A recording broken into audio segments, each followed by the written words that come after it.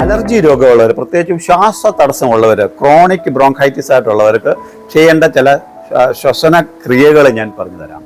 അപ്പം deep breathing എക്സസൈസുകളാണ്. നിങ്ങൾ നിങ്ങളുടെ വിരലുകളിൽ ഇൻഡെക്സ് ഫിംഗറും മിഡിൽ ഫിംഗറും മടക്കി വെക്കുക. അതായത് ഹാർട്ടിനെയും ലങ്സിനെയും റെപ്രസെൻ്റ് ചെയ്യുന്ന രണ്ട് വിരലുകളാണ്. അത് രണ്ടും മടക്കി വെച്ചിട്ട് ഈ രണ്ട് വിരലുകളിൽ ആണ് നമ്മൾ പലപ്പോഴും ഒരു മൂക്ക് അടച്ചു വെക്കുക. പ്രത്യേകിച്ച് ഇടത് മൂക്ക് അടച്ചു വെച്ചുകൊണ്ട് വലത് മൂക്കിൽ കൂടി ശ്വാസം എടുക്കുക.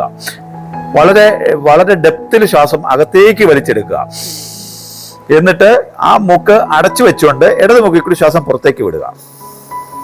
ഇങ്ങനെ ആദ്യമേ ഒരു 10 പ്രാവശ്യം നിങ്ങൾ ചെയ്തു തുടങ്ങുകയും അത് പതുക്കെ ഒരു 30 പ്രാവശ്യം ഇങ്ങനെ മിനിമം ചെയ്യുകയും വേണം. നേരെ തിരിച്ചും ഈ വലത് മൂക്ക് അടച്ചു വെച്ചുകൊണ്ട് ഇടത് മൂക്കിൽ കൂടി ശ്വാസം എടുക്കുകയും വലത് മൂക്കിൽ കൂടി ശ്വാസം പുറത്തേക്ക് വിടുകയും ചെയ്യണം. ഇതും ഒരു 30 പ്രാവശ്യം റെഗുലറായിട്ട് ചെയ്യുക. രണ്ടാമതായി പറയുന്നത് വളരെ ഡീപ്പായിട്ട് ശ്വാസം അകത്തേക്ക് വലിക്കുക. ഒരു 2-3 സെക്കൻഡ് ശ്വാസം അകത്ത് നിർത്തിയിട്ട് പതുക്കെ വളരെ സ്ലോയിലി ശ്വാസം പുറത്തേക്ക് വിടുക. ഈ രീതിയിൽ ആദ്യമേ ഒരു 10 പ്രാവശ്യം തുടങ്ങുകയും വീണ് അത് കൂട്ടി ഒരു 30 പ്രാവശ്യം നിങ്ങൾ ചെയ്യുകയും ചെയ്യണം. മൂന്നാമതായിട്ടുള്ളത് വളരെ ഫാസ്റ്റായിട്ട് ബ്രത്ത് എടുക്കുക.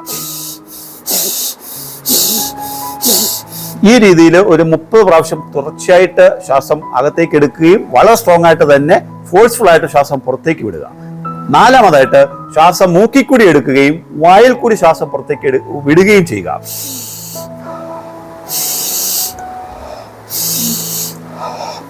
ഈ രീതിയിൽ തുടർച്ചയായിട്ട് വളരെ കൺസിസ്റ്റന്റ് ആയിട്ട് നിങ്ങൾ ഒരു 3 മാസം തുടർച്ചയായിട്ട് ഈ എക്സസൈസ് ചെയ്യുന്നുണ്ടെന്നുണ്ടെങ്കിൽ നിങ്ങളുടെ ശ്വാസനാളത്തിന്റെ ശക്തി വർദ്ധിക്കുകയും മാക്സിമം എയർ അകത്ത് തങ്ങുകയും ഓക്സിജൻ അകത്ത് തങ്ങുകയും ലങ്സുമായിട്ട് ബന്ധപ്പെട്ട് നിൽക്കുന്ന മസിൽസ്, പ്രത്യേകിച്ചും ഡയഫ്രോം, ഇന്റർകോസ്റ്റൽ മസിൽസും വളരെ സ്ട്രെങ്തൻഡ് ആകുകയും ചെയ്യുകയും ഒപ്പം നിങ്ങളുടെ ശ്വാസ തടസ്സം വളരെ പതുക്കെ മാറുവാൻ ഇത് സഹായിക്കും.